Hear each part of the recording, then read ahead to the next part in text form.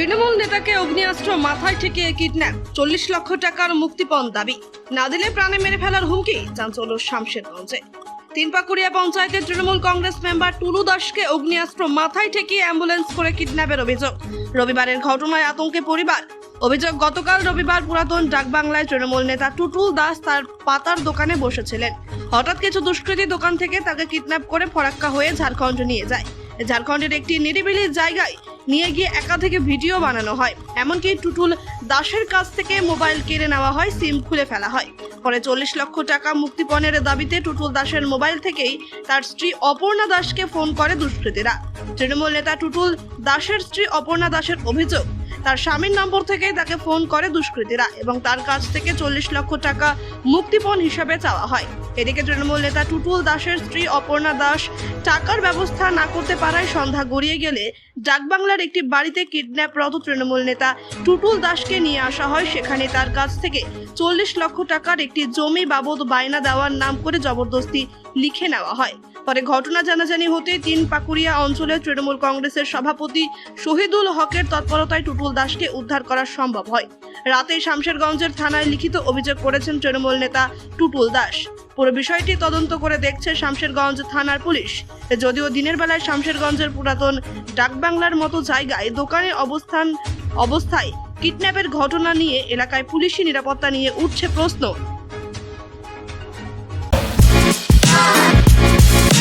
Want luxurious interiors at affordable prices?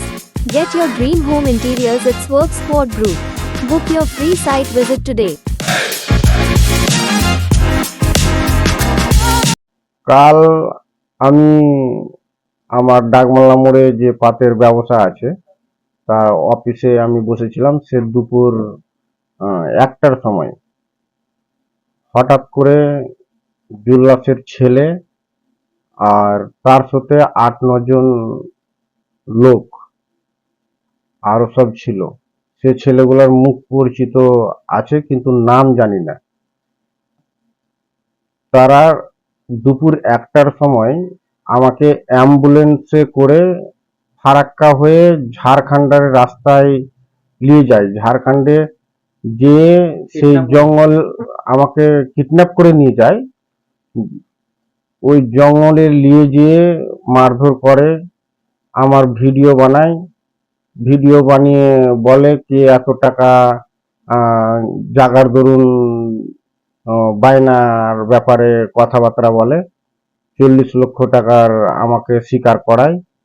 আমাকে প্রত্যেকটা ভিডিওতে একটা একটা করে মারে আর একটা একটা করে আমাকে প্রত্যেকটার ভিডিও 5-7টা ভিডিও বানায়।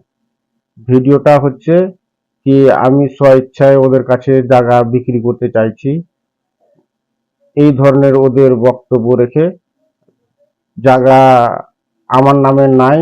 ওরা বুঝতে পেরে ওরা 40 লক্ষ টাকার ডিমান্ড করে। 40 লক্ষ টাকার ডিমান্ড করতে গিয়ে তারা আমার কাছে ক্যাশের ব্যবস্থা করতে বলে। ক্যাশের ব্যবস্থা না হওয়ার কারণে আমি বলি কি আমার ঘরে ফোন দিতে দাও। ঠিক সন্ধ্যা 5টা নাগাদ আমার ওয়াইফের নাম্বারে ফোন করতে দেয়। আমার মোবাইল থেকে সিম টিম বের করে নিয়েছিল। সিম বের করে একবারই কথা বলে ফোনটা ওরা আবার বন্ধ করে সিম বের করে নেয়। তা তখন টাকার ব্যাপারে আমার ওয়াইফ ভয় খেয়ে ও টাকার ব্যবস্থার মুখে পড়ে।